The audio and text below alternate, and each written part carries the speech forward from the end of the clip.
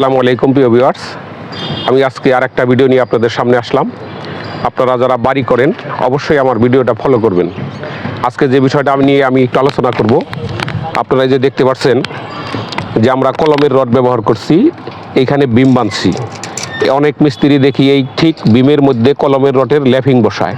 এই কাজটা একদম ঠিক হবে না, কারণ আপনি সবসময় ফলো করবেন যে আমাদের বিমের মধ্যে কলমের রডের কোনো ল্যাপিং পড়বে না। এই কাজটা ঠিক নয়।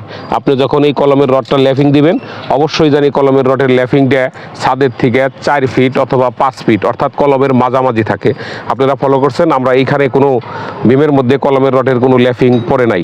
তো প্রিয় ভিউয়ার্স, আজকে আমাদের এই ছাদরা 4000 স্কোয়ার এই বিমটা আমরা বান্দা শেষ হয়ে গেল আমাদের। তো আমরা কিছুক্ষণের মধ্যে বিমটা নামাই দেব। তো আপনারা আমাদের জন্য দোয়া করবেন। আর বিশেষ করে প্রত্যেকটা মালিককেই বলবো, যারা এই বাড়ি করেন তারা আমার এই কথাগুলো ফলো করবেন। অবশ্যই একজন ইঞ্জিনিয়ারের পরামর্শ নিয়ে বাড়ি করবেন। মানুষ একটা শখের বাড়ি করে তার সারা জীবনের সঞ্চয় দিয়ে। ওই বাড়িটা অবশ্যই আপনার মন মতো হইতে হবে এবং তৃপ্তি সহ হইতে হবে।